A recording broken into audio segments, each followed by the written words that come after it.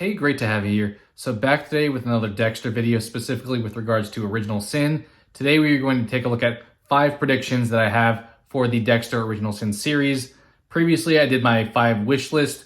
Definitely take a look at that video if you haven't seen that one. So in this one, we're going to do something a little different, make some predictions as far as what's going to take place throughout Original Sin, or just some general ideas that Dexter Original Sin will encompass. And there'll be some variety as far as this is very obvious, this will probably happen, versus like this is kind of a stretch. So we'll go a little bit all over the board when it comes to likelihood of these things happening. So let's just jump right in and start off with number 1. So number 1 is that Dexter Original Sin is going to feel more like original Dexter than New Blood did.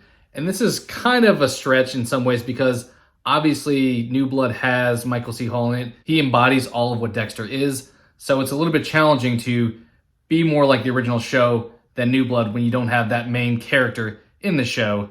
But I think there's one aspect of it that we're kind of missing out on that New Blood did not have in it that this series is going to have, and that's the inclusion of Miami. Miami is almost your second most important character in the original Dexter series. Obviously, there's the main character as Dexter. You have a bunch of important characters as well, but as far as kind of a unique idea of what a character really is, the setting of Miami and having that whole environment, having Miami Metro, having the ocean there, having Dexter in his boat, things like the slice of life being included, something along those lines where just you feel like you're in the setting of Dexter with the like Cuban music, and just the environment feels right at home for a Dexter series. So for first prediction, this show is going to feel more at home when it comes to Dexter than New Blood even did, because of the fact this takes place in Miami instead of somewhere in New York. Next up, number 2, this one's probably a given, obvious one you'll think, but I'm going to say the voice of Dexter, as Michael C. Hall voicing Dexter's inner monologue, is going to work extremely well. So Michael C. Hall really is all that Dexter's been to this point in time, so including that's going to make a smooth transition over to Patrick Gibson.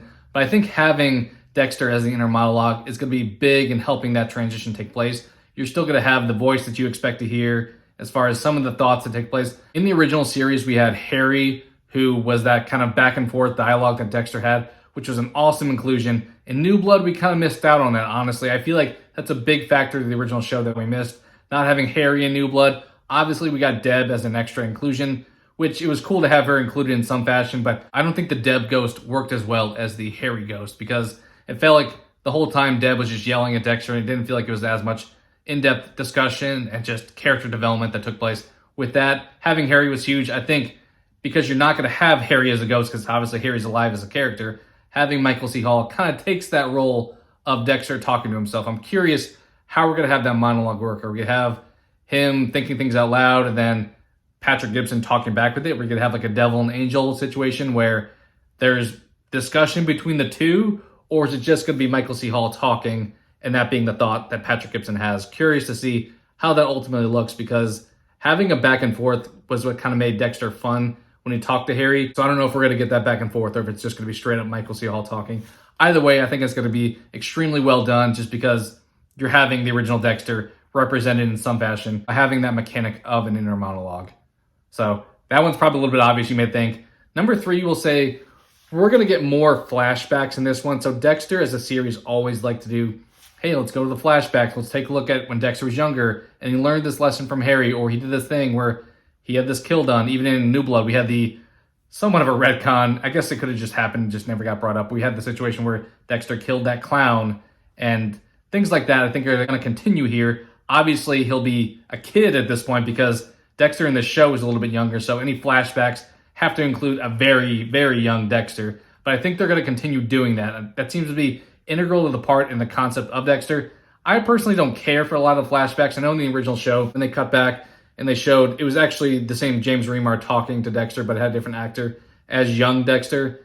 I don't feel like I enjoyed those scenes. They had definitely a point as far as Dexter learning a lesson and then applying to the current situation, but those weren't as interesting to me. But I think they're going to continue to do that here. The one exception I will say that I enjoyed was obviously when we had Michael C. Hall wearing the younger wig, which was hilarious to see, just trying to de-age Michael C. Hall by throwing just a wig on him. I think we're going to get more of that in some fashion. I think he'll be a kid in the flashbacks we get, because you can only go so far back at this point. So I think that's going to be what we ultimately get with Dexter as far as having some life lessons learned in his prior age. Number 4, I'm going to say there's going to be some crossover references between Original Sin and Resurrection. We kind of got this in the trailer already with the original Sin trailer began with a resurrection scene.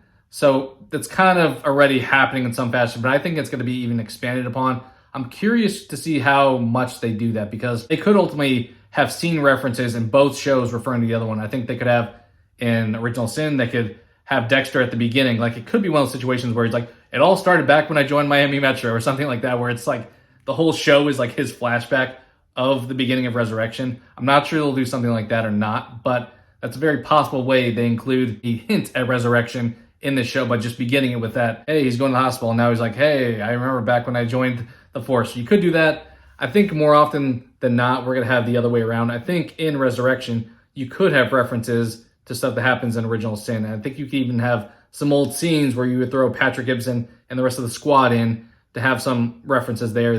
That way you don't need to use Michael C. Hall or another actor that would be younger Dexter. You could just already have the younger Dexter that you've been using. So I expect in some fashion to have some back and forth references between Original Sin and Resurrection. As far as what exactly that looks like, we'll have to see. I'm curious to see how they do begin Original Sin, because they could do the situation where they have, hey, this is going back in time talking about the story, but that may be a little bit silly doing the, hey, it all started back when I was at Miami Metro. We'll have to take a look and see what that looks like, though. Then number 5, probably the biggest leap as far as having a prediction for this list is, I think one of our 2 main stars are going to die in season 1. So we have Sarah Michelle Gellar and Patrick Dempsey. And I've gone a little bit back and forth, because originally I thought Patrick Dempsey will be the one that dies, because he is doing separate things. He's doing things like Thanksgiving. He's doing Scream 7. So he's playing these other roles where he's already doing the cop thing, and they don't need to hold on to him as long for this specific show. So my original thought was, hey, it's going to be Dempsey dying. But the more I thought about it,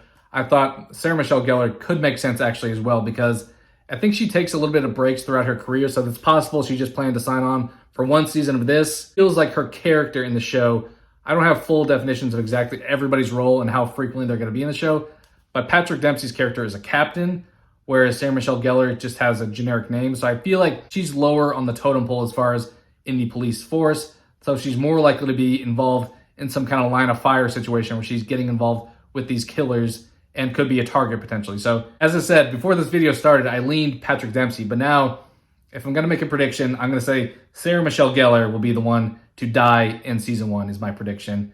And it feels like they do this in a lot of shows where they have somewhat celebrity inclusions. Like, one that comes to mind is Stranger Things. I know, like in season 2, for example, we had Sean Astin in that season and his inclusion as Bob, and it felt like he was such a cool character to have in that season. But predictably, this is a pretty famous actor. He's not planning to be necessarily in the show long term, so we probably should have seen that coming of him being taken out of that show. I think a similar situation comes up here where we have one of these 2. As I said, I'm going to go with Sarah Michelle Gellar as a last-second pivot from Patrick Dempsey. But I think either way, one of them ultimately dies in this first season that kicks off Dexter Original Sin. So what are your thoughts? As I mentioned, some of these predictions are a little bit here and there as far as, yeah, that's going to happen, versus like, oh, that's kind of a stretch. Could be a good guess. But what are your thoughts as far as predictions that you have for the show? There's probably plenty more I could discuss, so happy to share that down in the comments below. If you have any predictions of your own, we'll love to see the feedback there and just discuss with you guys your thoughts as far as what's going to take place in this first season of Original Sin. So either way, thank you guys so much for watching, and hope to talk to you again soon.